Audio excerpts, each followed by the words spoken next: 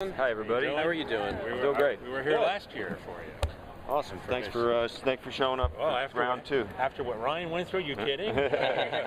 So Kevin, you star on one of the most intense television shows, like probably in history. How's the atmosphere on set like? Do you guys have a chance to have fun at all, or is it just all work, all no play? Well, I don't think it's like a sort of a practical jokey kind of set. Right. But we get along great. Mm-hmm. It's not a set, certainly not when I'm there, where people are yelling and screaming and pissed off. I mean, me occasionally, but nobody else. The crew is incredible, works very, very hard, and we work really quickly. I've never worked on anything that works as quickly as it, partly because of our director of photography, and partly because of the nature of the cameras now, not to get too technical, and the way that we shoot it. We shoot the whole thing handheld pretty much. So for anywhere between 14 to sometimes 18 hours, the boys are holding these cameras on their shoulders.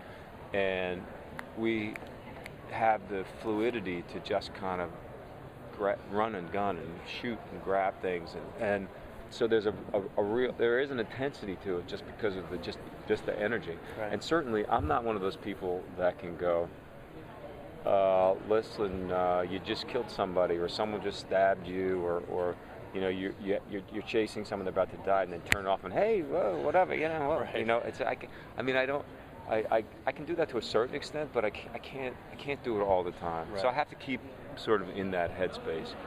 But that being said, in our own way, we do have a good time. And when the lights came up on the room today, I looked and there's Marco's got like 15 seats, and there's people from the crew that on the day off, on their long weekend, because we're off tomorrow, actually came down to Comic-Con to see us. It's like, why do that? Right. Because they dig it. They like doing what they do. Kevin, do you think the scene where you were stabbed, there was a message for the writer that not even you were safe in this show? Yeah. Well, look, I've always said that there's no job security here. Talk about if you got a show that's got a lot of surprises, kill me next year. I mean, no one would see that coming.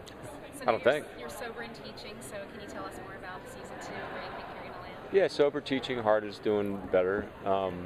He's trying to move past the death of Claire.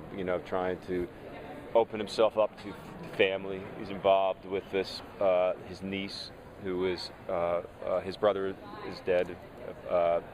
Was a fireman, and his niece is a New York City cop, and they are starting to kindle a relationship, which is kind of cool and interesting.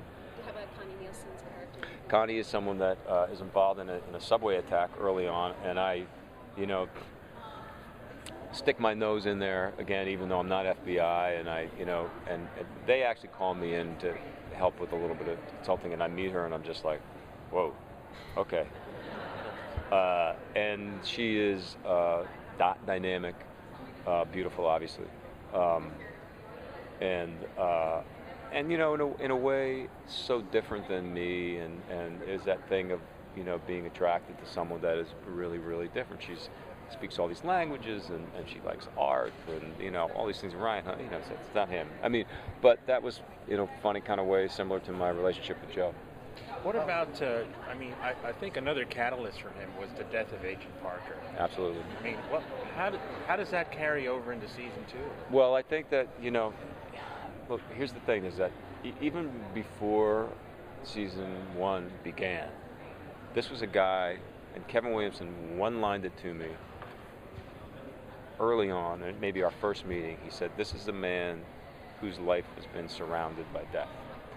And I was like, off to the races in terms of backstory for stuff that you don't even see, but eventually some of it made it into season last season. He believes that when people get close to him, they die or they get hurt. And so he is constantly there. And Agent Parker is obviously a great example of that. On a personal note, look, I mean, it's the nature of the beast, but it's hard when people that you like and you work with and you're fond of and you like their work die.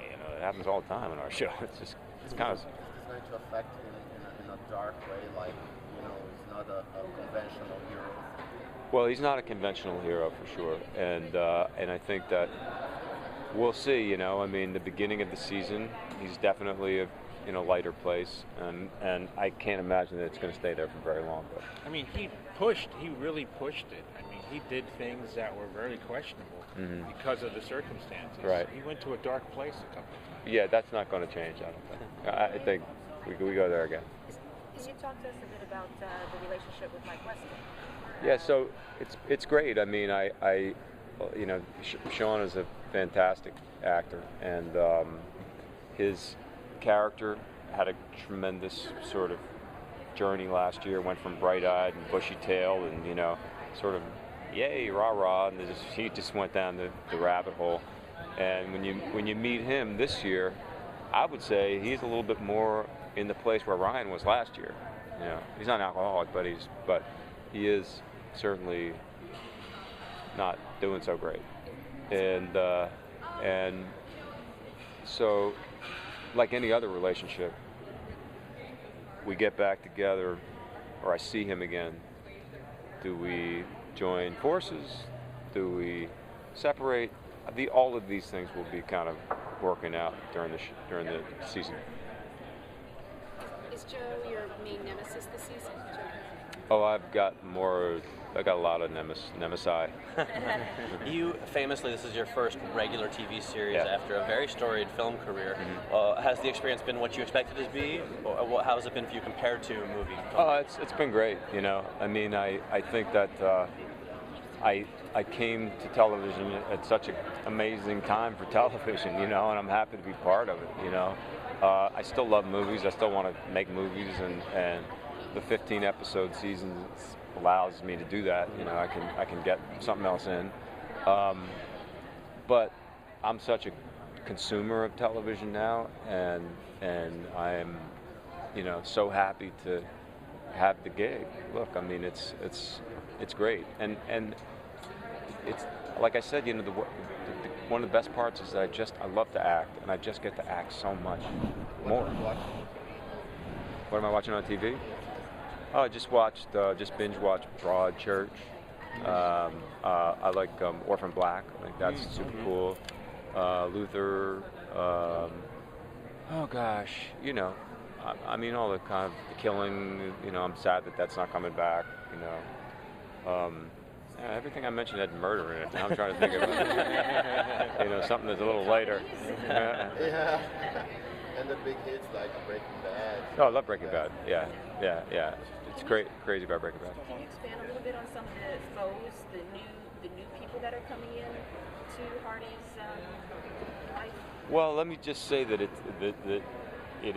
there is this kind of family theme. That's something that becomes part of it. So just kind of keep that in mind. What was it like to do the phone calls with Joe? That he would call you. Yeah, it's good. Those were good, some really good scenes. Yeah, it's good. Maybe look, but part of one of the great parts about doing this thing was the opportunity to be working with James, and just by nature of us having to split up, there's not that many times we were able to be together. There was that one great scene in the middle of the year where our paths crossed, and I didn't get him. Hopefully we're going to have a little bit more of that. But the phone calls were great. I mean, that's got to figure some way for us to communicate.